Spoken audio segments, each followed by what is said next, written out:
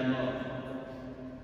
En ce recommencement, au moment où l'occasion nous est donnée de célébrer à nouveau ensemble la gloire du ressuscité, nous avons accueilli le siège pascal, signe de notre adhésion au Christ, lui qui a illuminé nos vies, nous tirant des ténèbres à son admirable lumière.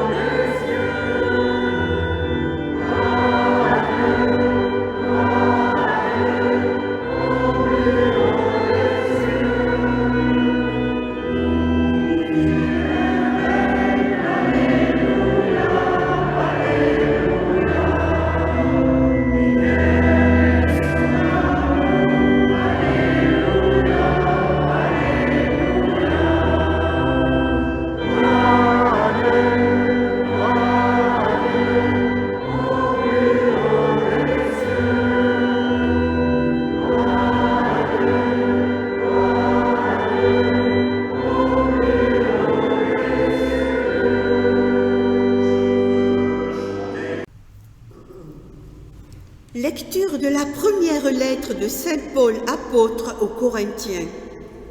Frères, personne n'est capable de dire « Jésus est Seigneur » sinon dans l'Esprit Saint. Les dons de la grâce sont variés, mais c'est le même Esprit. Les services sont variés, mais c'est le même Seigneur. Les activités sont variées, mais c'est le même Dieu qui agit en tout et en tous. À chacun est donnée la manifestation de l'Esprit en vue du bien. Prenons une comparaison. Le corps ne fait qu'un. Il a pourtant plusieurs membres.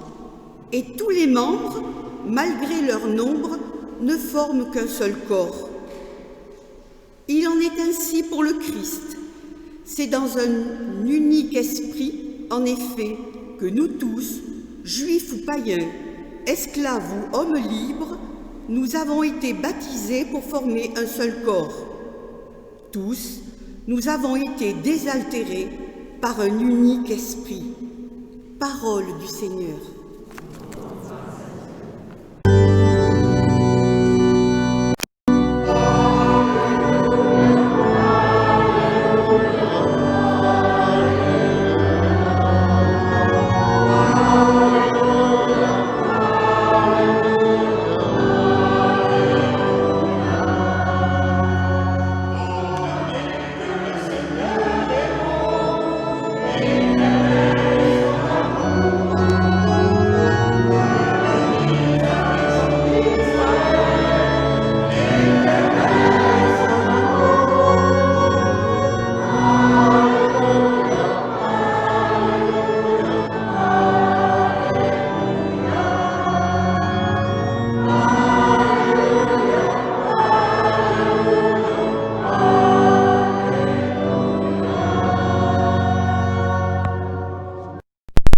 Soit avec vous. Évangile de Jésus-Christ selon saint Jean.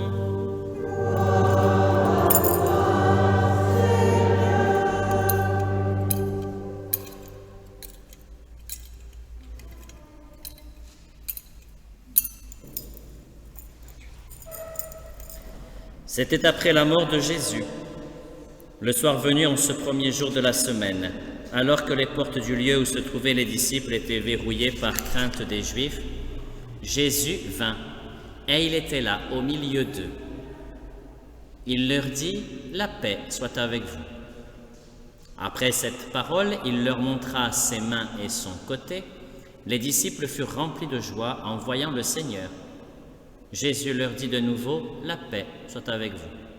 De même que le Père m'a envoyé, moi aussi je vous envoie. » Ayant ainsi parlé, il souffla sur eux et leur dit, « Recevez l'Esprit Saint. À qui vous remettrez ses péchés, ils seront remis. À qui vous maintiendrez ses péchés, ils seront maintenus. » Acclamons la parole de Dieu.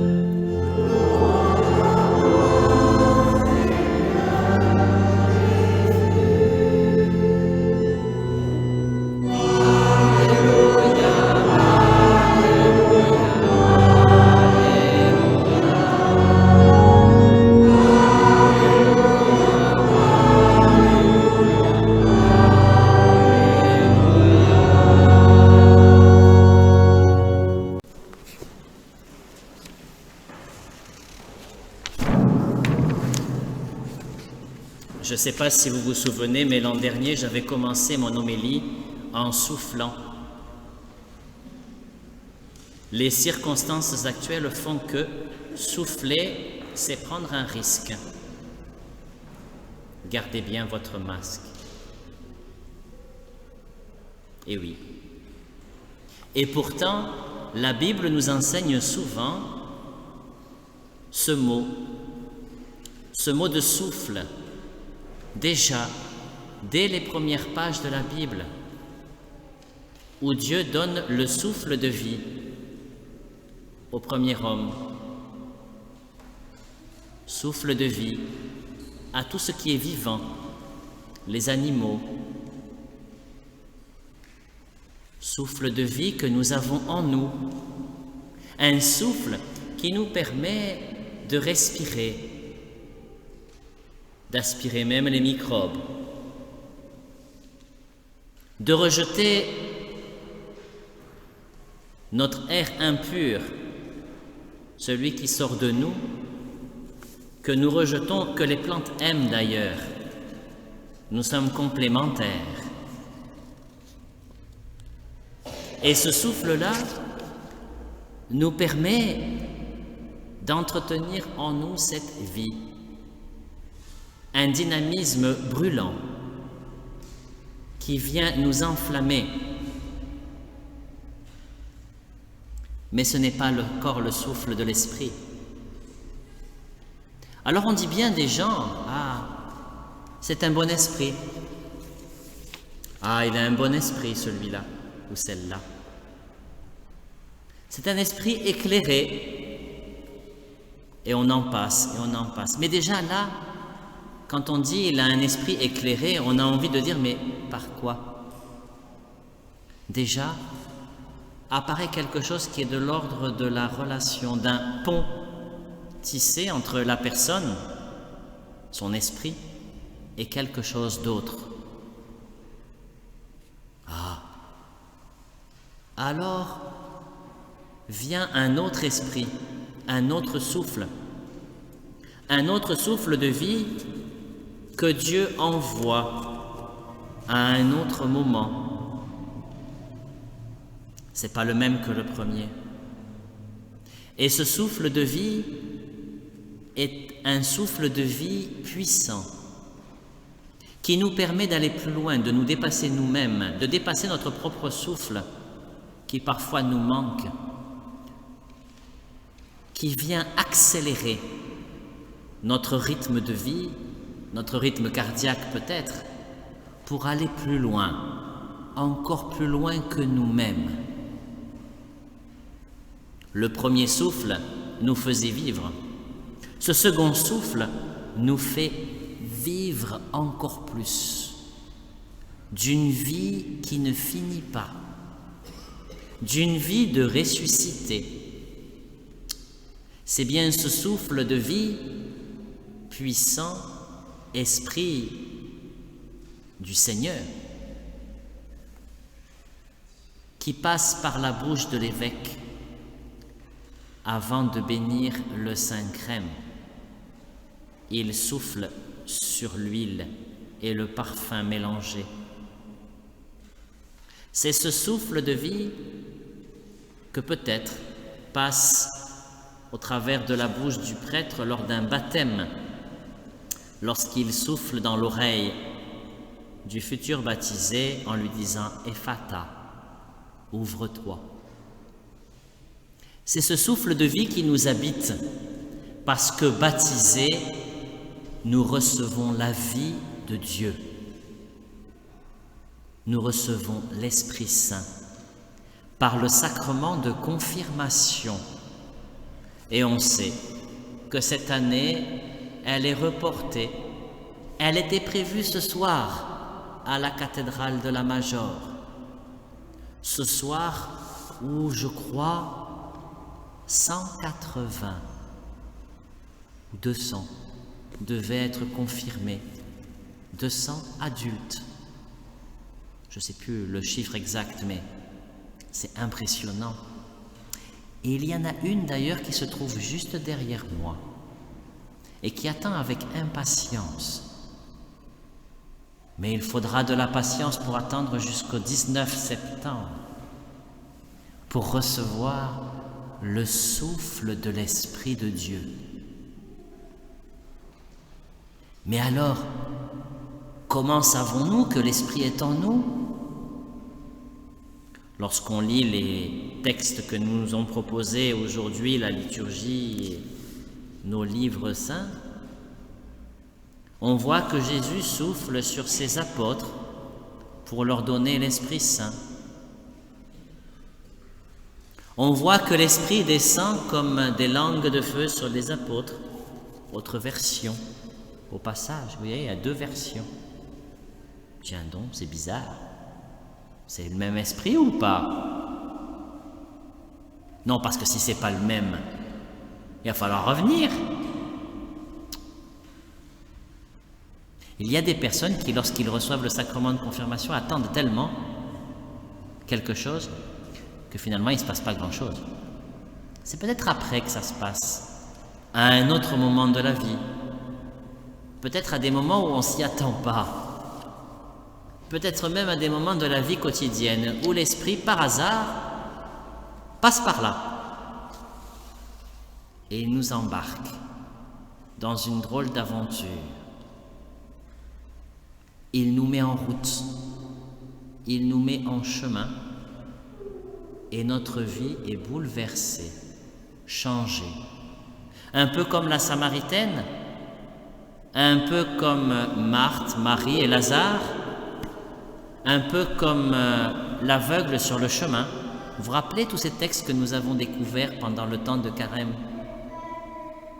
Il suffit d'une rencontre, il suffit parfois de pas grand-chose pour que tout en nous soit bouleversé, chamboulé, et que tous les murs que l'on avait bâtis ou qui s'étaient bâtis sans qu'on le sache en nous tombent. Et une vie nouvelle commence, une vie dans l'esprit. Alors du coup, chacun de nous est invité à regarder comment il peut recevoir cet esprit et comment il va recevoir quelque chose de cet esprit. Parce que l'Esprit Saint, souvent, on en parle avec quelque chose d'autre. L'esprit de sagesse, l'esprit de discernement, l'esprit de force, etc., etc. Chacun de nous est alors invité à demander, pour une fois pour toutes dans sa vie ou régulièrement, quelque chose que peut lui donner l'Esprit Saint. Et en cette période de déconfinement, qu'est-ce que nous pourrions demander à l'Esprit Saint? Je ne sais pas. Chacun en lui doit chercher, poser en lui cette question. Je dirais même qu'il doit aller plus loin que lui-même, en lui-même. Parce que souvent, on a l'impression qu'on fait du dialogue pour soi-même et qu'on se donne soi-même la réponse dans notre prière. Et que du coup, finalement, on n'attend plus rien. Ah! Et si l'Esprit Saint, il était là dans le temps qu'on lui laisse de donner la réponse, à l'intérieur de nous-mêmes. Oui, parce que finalement, quand on dit finalement Dieu, Jésus, il est en moi. Oui, mais il n'est pas complètement moi, hein. Il est un petit peu étranger à l'intérieur de moi-même. Et c'est ce qui me permet d'entrer en dialogue avec lui. Et là, l'Esprit agit. L'Esprit de Jésus-Christ, pas le mien, le sien. Ça nous permet d'éviter d'ouvrir le robinet du Saint-Esprit. Parce que souvent c'est ça. Je me rappelle quand j'étais au séminaire, il y avait un prêtre et un séminariste, et le séminariste avait régulièrement besoin de faire bénir l'eau bénite à la sacristie. Et le prêtre, membre de la communauté du séminaire, avait béni le robinet, en disant « Vas-y, c'est bon. Une fois pour toutes, quoi. » Et souvent, on est comme ça avec le Saint-Esprit. On ouvre son robinet quand on veut et puis on le ferme quand on veut. Non, non. C'est une fois pour toutes. Ou pas. Mais c'est pas nous qui décidons. Et en même temps, la liberté que nous avons de lui donner la réponse. Ou pas. Du coup, il faut être attentif pour que quand l'Esprit vient, nous puissions l'entendre, nous dire quelque chose, nous faire faire quelque chose, nous proposer quelque chose. Et du coup, à nous de donner notre réponse en toute liberté. Et là, notre esprit et l'Esprit de Dieu sont en relation étroite. Et c'est le monde qui renaît.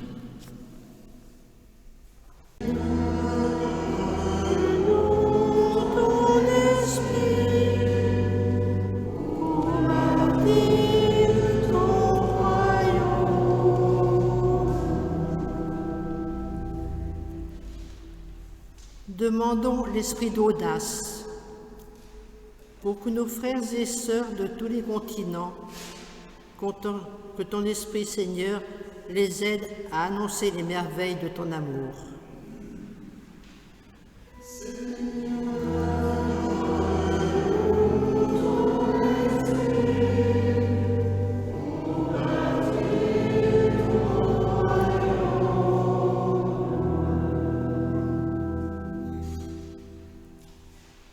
Demandons l'esprit de sagesse pour les dirigeants du monde entier.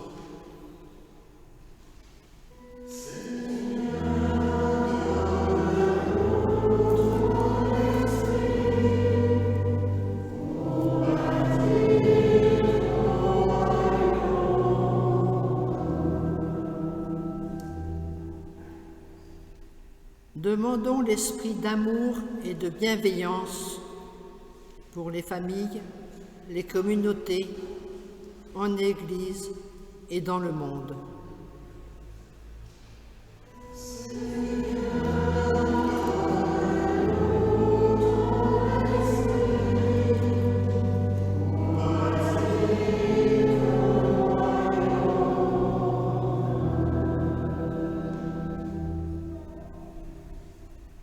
Demandons l'esprit de force et de réconfort pour les malades et les personnes isolées.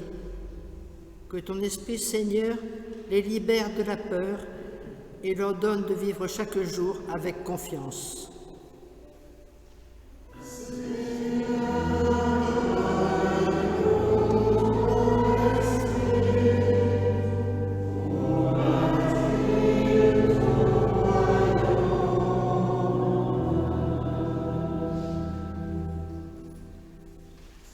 Nous te prions aussi, Seigneur, pour nos frères juifs qui célèbrent aujourd'hui la fête de Shavuot.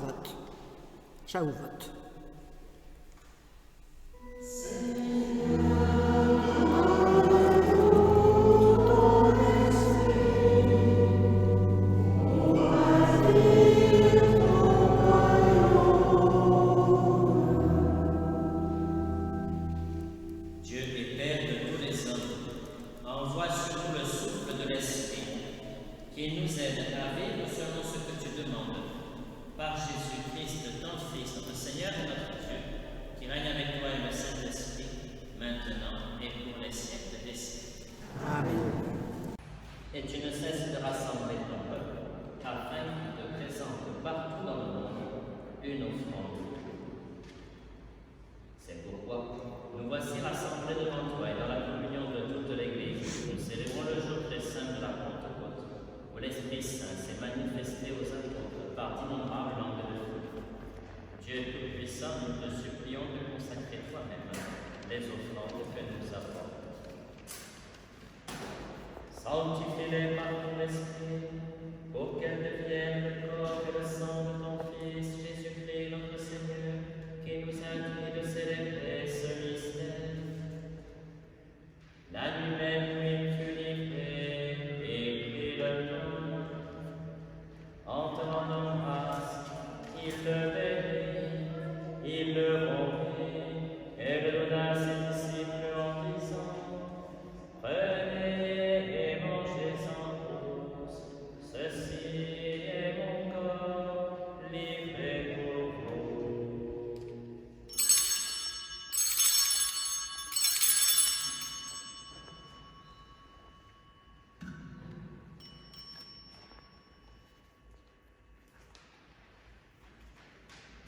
De même, à la fin du repas, il prit la coupe.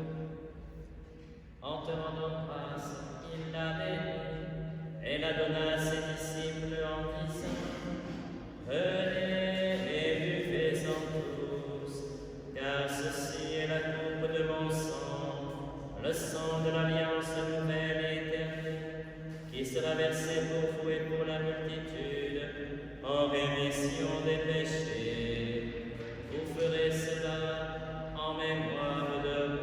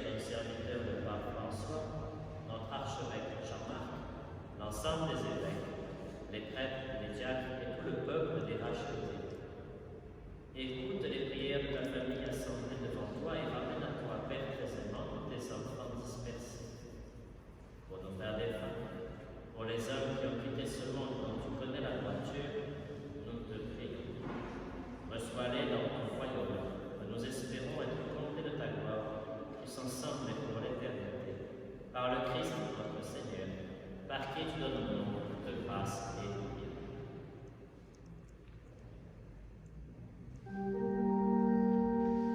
Par lui, avec lui et en lui, à toi, Dieu le Père Tout-Puissant, dans l'unité du Saint-Esprit, tout honneur et toute gloire, pour les siècles des siècles.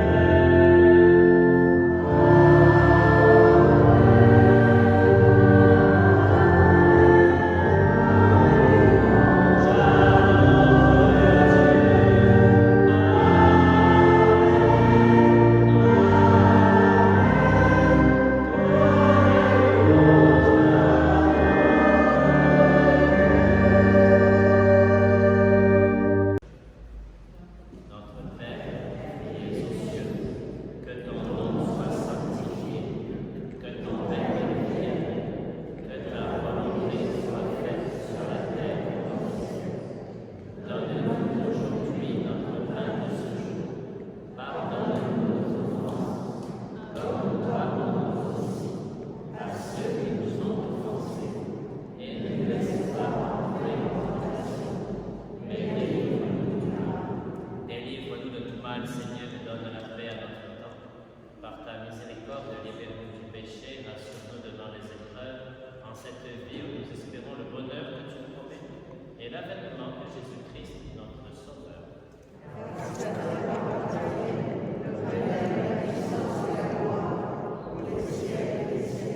Seigneur Jésus-Christ, tu as dit à tes apôtres, je vous laisse la paix, je vous donne ma paix. Ne regarde pas nos péchés, mais la foi de ton Église.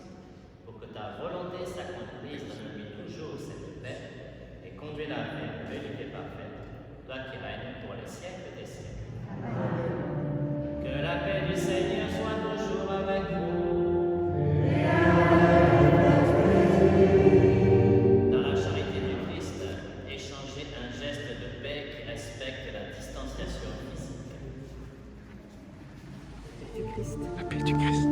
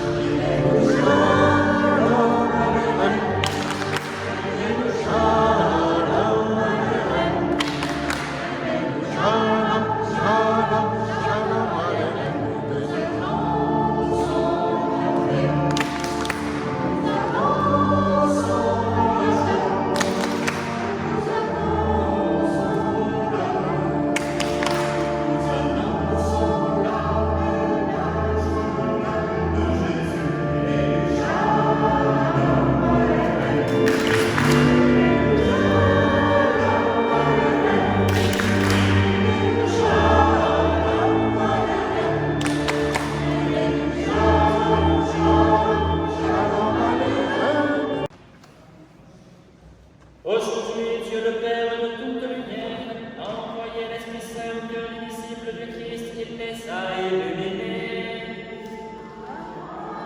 Que ce même Esprit vous pénètre et sanctifie en vous aidant.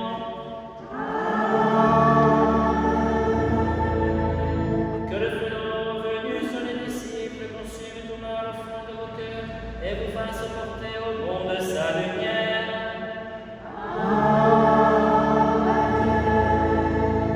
Saint-Esprit qui a rassemblé les hommes de toute l'ordre dans la profession de la même foi, qu'il vous garde